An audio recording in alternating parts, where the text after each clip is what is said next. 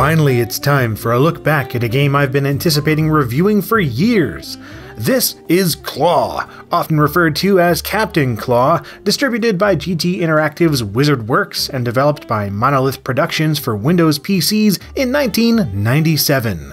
This was a game that Monolith CEO Jace Hall billed as one of the few, if not the only, PC action-adventure games that is extremely entertaining without resorting to excessive violence. Yeah, he would know, considering their only other game to date was built around excessive violence, Blood. And yes, that means Monolith released two games of completely differing genres only months apart in 1997, with Claw here being their sophomore release. And they really went all out with the box art. Ugh, I love a detailed, glossy, embossed package. This is probably not how most people got the game though, considering how exceedingly rare and costly this box can be nowadays. It was far more common to get Claw as a loose disc in a sleeve, seeing as it was widely distributed in computer hardware bundles in the late 90s. Bundles like the Creative Labs Encore DXR2 DVD-ROM kit, a popular option for computer users looking to upgrade from CD to DVD. And yes, that means Claw came on a freaking DVD in 1997, making it one of the earliest games to appear on the format. Unfortunately, it doesn't come with this magnificent packaging, but that's okay. Other than the lovely artwork, you're not missing much. Inside, all you get is a jewel case with a CD-ROM and a cheap paper insert telling you how to set up the game. Once you get it installed, you're greeted by some Saturday morning cartoon awesomeness. Claw opens with a 7-minute cutscene, skillfully introducing you to the game's world and characters. She's fired again! They'll never take her! Reload cannons and give them another round from our broadside! Dude, this is quality stuff. I feel like I should be sitting around in my PJs downing Lucky Charms. Aw, crap, I am. Anyway, the intro gets even better if you have the DVD-ROM version, which provides the same cartoon in glorious 720 by 480 resolution. Man, there's no understating how exciting DVDs were back then, especially when played on a PC. There was something magical about having that kind of video quality coming at you through a monitor. But enjoyed on CD or DVD, the gist of the story is that cats and dogs are pirates now, so expect a lot of animal and piracy puns. For instance, the main enemies are known as the Cocker Spaniards. Yeah, I see what they did, but how am I supposed to take this seriously as a bad guy? Anyway, you play the titular Captain Nathaniel Joseph Claw, and join him on his quest to escape dog prison, track down his crew, and find the fabled Amulet of 9 Lives. And he's voiced by Stephen Waite, the same voice actor as Blood's Caleb, so every time he talked, all I hear is, "I live again." We'll mostly be looking at version 1.3 of Claw throughout this video, and specifically the single-player mode, although the multiplayer was a major selling point at the time, with the impressive feature of supporting 64-person multiplayer over a serial or modem connection, and even online leaderboards for high scores. Yeah, for a family-friendly excuse to make animal puns, Monolith weren't messing around when it came to pushing the technology here. There's got to be a way out.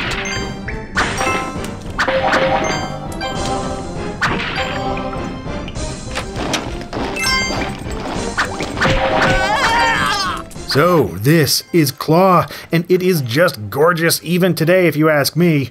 All this detailed pixel art running at 75 Hz is just glorious, especially on a nice CRT. Fun fact, the underlying game engine code was written by Brian Goebel, the same guy who created the classic Microman shareware games for Windows 3.1. Those were certainly enjoyable in their own right, but Claw is head and shoulders above, and it's a sight to behold. Unfortunately, my capture device doesn't quite do it justice, but the result in person is a platforming experience that is deeply satisfying, and that's just on a responsiveness level alone. As you can see, Claw is an action platformer, a fitting approach for its theme of swashbuckling. Your main attack is a sword, which swipes about as fast as you can press the key, and happens while either standing or crouching to hit different parts of enemies and dodge incoming attacks. This can also be combined with holding down the arrow keys while close to an opponent, unleashing a furious array of punches, kicks, and grapples, letting you brutalize and toss enemies aside. Not just enemies though, you can break and pick up objects as well, lending a welcome dash of environmental manipulation to the recipe. Beyond the sword, you also have a pistol for taking out baddies at a distance, some rather blood-like dynamite bundles for tossing above and below, and a special attack called the Magic Claw, which hastily blazes through multiple enemies in succession. You'll also run across power-ups for your sword, which converts it into a projectile-firing weapon that delightfully makes no sense when you think about it. Swords that shoot elements like fire and lightning make any game better, that is just a fact. Of course, while the combat is front and center, the platforming side of the equation is just as vital to the experience. Thankfully, that feels good too, with controls that are swift and direct with Captain Claw's movements, regardless of the number of ongoing character animations. It reminds me a bit of Aladdin on the Sega Genesis and MS-DOS in terms of how it feels with your quick movement and the sword-slashing, projectile-throwing gameplay. But unlike Aladdin, here there are far more treasures and shiny things to snatch, clumped up and littering each level in a way that makes them instantly satisfying to collect. Jumping strength can also be increased temporarily through power-ups, allowing you to find even more treasures, secrets, and alternate paths through each level. And there is no shortage of timed platforms and tricky hazards to get through, especially notable in the latter half of the game's 14 levels. Each of them can be completed in less than 10 minutes, but make no mistake, Claw is a truly tough game, so chances are it'll take much longer due to all the inevitable game overs. In fact, if I have one real complaint about Claw, it is its searing difficulty. And dang man, considering Monolith actually patched the game to be a bit more forgiving in version 1.2, I can only imagine how it was on launch. These levels are large and full of terrors, and while there are a few checkpoints along the way, you'll need hairballs of steel to make it through a level without having to restart the entire thing due to one tricky platform or one cheap boss battle. Mercifully, you can restart from the most recent map once your lives run out, but ugh, Claw really ground me down into a sad pile of complaining due to the cheapness of these stupid birds and various insta-deaths. Still, there is a tangible, pleasing feel to Claw that kept me engaged. It's the kind of game where a speedrun could be hugely rewarding due to the way you slash through flimsy boxes, cosplay dogs, and hazardous hazards while running at breakneck speed. You feel powerful while remaining vulnerable, and to me that's an important yet elusive mix in an action platformer. And to plenty of other folks it seems, considering the fanbase for Claw continues to this day. Communities like the Claw Recluse continue to create copious craploads of custom maps, programs, and mods, and even patches to get it working on modern hardware. Monolith themselves plan to continue the Claw mythos too, but unfortunately that has yet to be seen. In the credits, you can see them refer to a Claw 3D being in the works, and while that did eventually happen, it wasn't quite in the way they'd hoped. The story goes that Monolith's development on Claw 2 was halted due to some kind of copyright dispute, and developer Techland picked up the rights to the project. After years of restarts and delays, all references to Claw were removed and it was released as Nikita: The Mystery of the Hidden Treasure in 2008. And well, fans were understandably unhappy.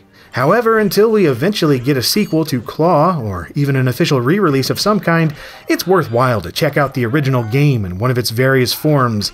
Tracking down the complete physical package may be a nightmare, but if you can get your paws on a copy of the game in some incarnation, I highly recommend it.